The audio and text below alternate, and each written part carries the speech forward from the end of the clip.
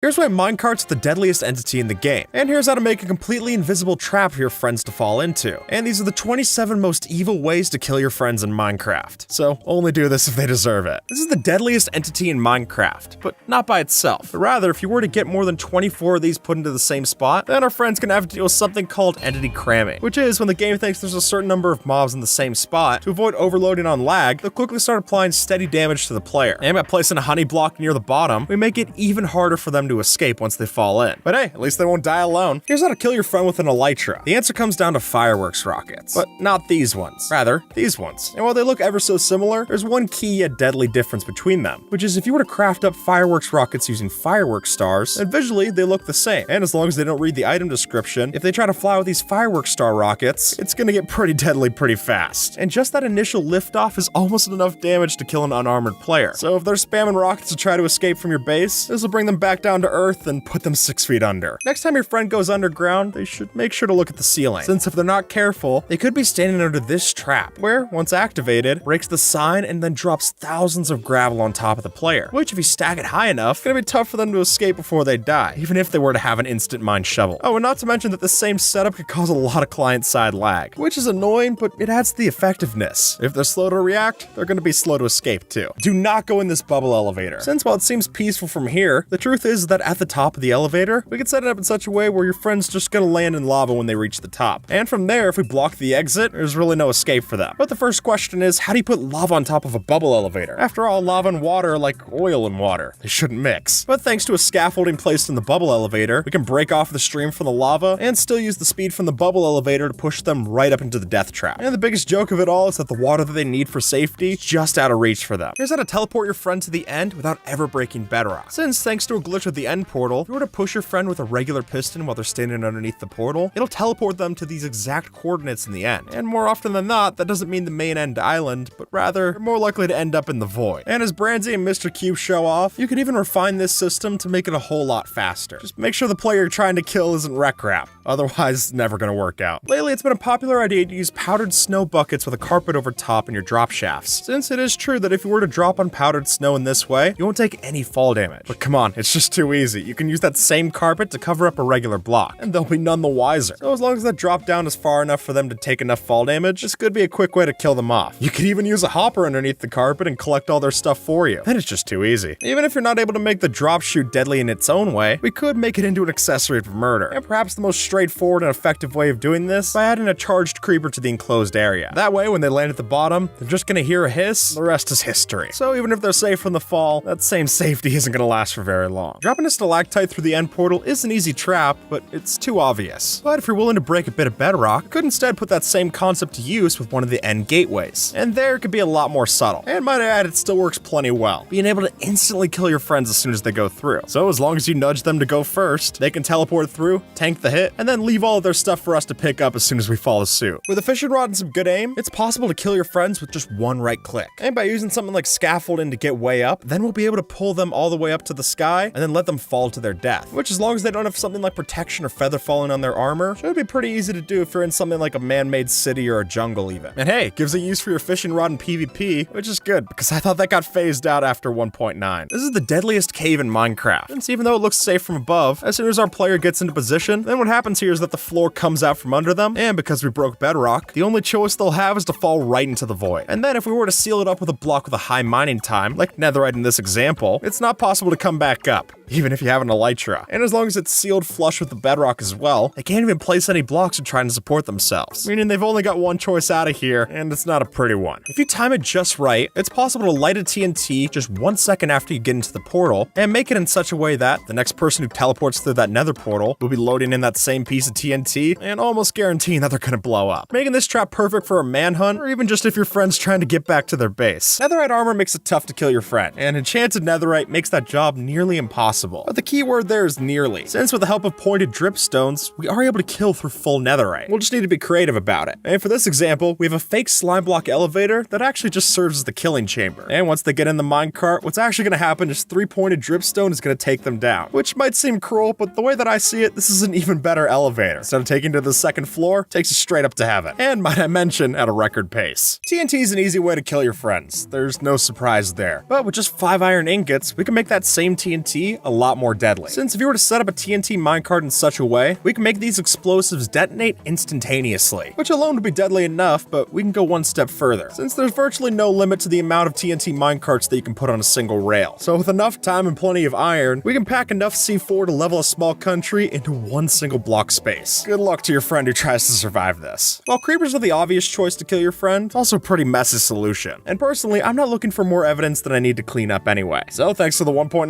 update, we've now got a new contender. With the help of some noise and a Skulk Shrieker, we're able to summon a warden and then bring it into their base. And then with a name tag, we'll make sure that that warden doesn't despawn. Just make sure you don't have to respawn when you try to move it. It's a deadly process to say the least. But if it's good enough to kill us, then it should be more than good to kill your friend. And that way the only thing you're cleaning up is their items off the ground, instead of having to fill in a creeper hole. While your friend might think they're safe when they disconnect from the server, the truth is anything but that, since now we know exactly where they're going to spawn back in when they log into the world. And from there, we can be as cruel as we like. But for me personally, I think the obvious solution here is to encase them in an obsidian box and then fill it up with lava. They'll be so taken aback that there's barely any brain power left to react with. But even if they could, obsidian takes a long time to mine, and lava's a quick killer. So, good luck. This one might not be efficient, but it's definitely effective. And if you're willing to play a war of attrition, you could always just steal all of your friends' food and crops. That way, they're bound to always be starving. Or at the very least, they won't be able to regen. If anything, even if they're not going to starve to death through this, it'll make your job with the other ones so much simpler. And it's a good prerequisite at that. Forget using a bow and arrow to kill your friend, since if we were to use a bit of gunpowder and paper, we can make our crossbow even more deadly. Loading up a firework with the max number of firework stars, we can load this into our crossbow and unload a whole bunch of damage into your friend. And if you doubt the effectiveness of this, I'll remind you that fireworks are strong enough to kill the Wither, so they should be plenty fine for your friend as well. And hey, at least they'll go out with a light show. Your friend's base should be the safest place in their world, which is why we're gonna ruin that. And the most straightforward way of doing this is just to remove the light sources from their base. That way we're able to get plenty of mobs to spawn inside. But if you want even better results for this, you could use those light sources that you stole from their base, use them to light up neighboring caves around their house. That way, any hostile mobs that try to spawn are only gonna be able to spawn inside of your friend's house. And that should give them more than a few unwanted visitors. If your server has a bunch of minecart tracks for transportation, that's the perfect opportunity for some mayhem. Since on those long rides through the nether, people usually go AFK when it gets boring. But what we have planned is a lot more exciting. Since if you just divert that minecart track into a different location, it's possible for us to drop it onto pointed dripstone and get an easy kill. Just remember that if you're doing this against players with armor, you will have to drop them quite a distance. That being around 97 blocks if they were fully enchanted netherite. But the thing is, most players who have netherite aren't wearing a chestplate. So if they're instead using an elytra, that drops down to 51 blocks. And honestly, it's their fault for using a minecart when they have an elytra. Those things are way faster anyway. Or if instead of a railroad your friend uses ice boats, that's also plenty easy. Since with how much speed you're able to get when you're riding one of these, it's tough to react that fast. So if we were to break a hole through the nether pathway into the underworld below, the results will probably speak for themselves. All we need is a few spider eyes, and we can make one of the deadliest traps for your friends. Since by brewing up a mix of 3 potions, an instant damage 2 pot, slowness 4, and poison 2, we can cram all of those together in a dispenser, and then use this player detection model using a carpet over a redstone ore, so that when they walk on top, they'll be quickly greeted by death from all directions. And since potions can hurt players even through armor, this might be the simplest way for you to bring your overpowered friends down to their low point. And hey, you can even brew up multiple potions at the same time, so you'll have plenty of chances to get it right. How deadly can a pumpkin be? Well, honestly, this carved pumpkin isn't going to kill your friend, but it's going to make them want to do the job for you. See, through the use of an anvil, it's possible to attach a cursive binding book on top of a carved pumpkin, which if you then set a dispenser next to something like their bed, you can force your friend to wear that pumpkin. And force is the right word there, since they're not going to be able to take it off. Ever. I mean, there is one way, but that involves their death, so I guess they get to be creative in the way they want to exit this world. If your friend's AFK at a mob farm, then they're practically setting themselves up for disaster. I mean, there's already a steady stream of mobs coming through, so why not take those hostiles that they're taking advantage of, and instead redirect them so that they spawn next to the player. After all, one of these farms kill thousands of zombies over time, so it's only fair that the zombies themselves get to settle the score. I'll be honest, I'm not the best at PvP, so if it comes down to it, I'd like to put the odds in my favor, and there's no better way of doing that than with this axe. By mixing together a sharpness 5 netherite axe, strength 2, and a critical hit, we're able to deal 27 points of damage in a single blow. And folks, to put that into perspective, the average player only has 20 hit points of health to their health bar, so this is overkill and then some. And even if they're wearing protection 4 armor, we only need to hit them 1 or 2 more times before they're completely leveled out. And speaking for me personally, it's a lot easier for me to understand how to brew up a strength 2 potion than to ever learn how to properly PvP anyway. And if you don't want to be the one holding the netherite axe when you kill your friend, no worries, get a zombie to do it for you. Since a zombie that's holding wielding a sharpness 5 netherite axe is fully capable of one-shotting an unarmored player. And trust me, it's pretty scary to have to deal with one of these. Even if you do have armor, they don't have nearly as much of an attack cooldown. So get too close and the rest is history. Having an armor dispenser like this is a big flex, except not when you have this one. Since if your friend were to only take the time to look inside, they'd notice that what actually happens here is that they're coated in lava, which is then next to some hidden waterlogged blocks. Meaning after you use the system, you're gonna be quickly encased in obsidian, and that'll suffocate them before they can mine themselves out. And considering that this kind of system is typically used by someone who's new to the world or recently died, the odds of them having a diamond pickaxe fast enough to get themselves out of there is close to 0. Meaning that if they just died, they're probably gonna be dying again soon. This trap is completely invisible, since by using the moving piston block, formerly called block 36, we're able to keep falling block entities from going back into solid form, which means that we can keep falling blocks sitting right in place with no collision box. And from there, as soon as the player walks over it, they're just gonna fall through without even noticing what happened. And while the methods for getting block 36 are pretty complex, such as using end crystals in conjunction with pistons, as soon as you find out how to get one of these, the only thing left for you to answer is how do you kill them once they fall through? Because with this design, it's almost a guarantee that they will. And with that, folks, YouTube thinks that you might like this video, so see if they're right and have a good one.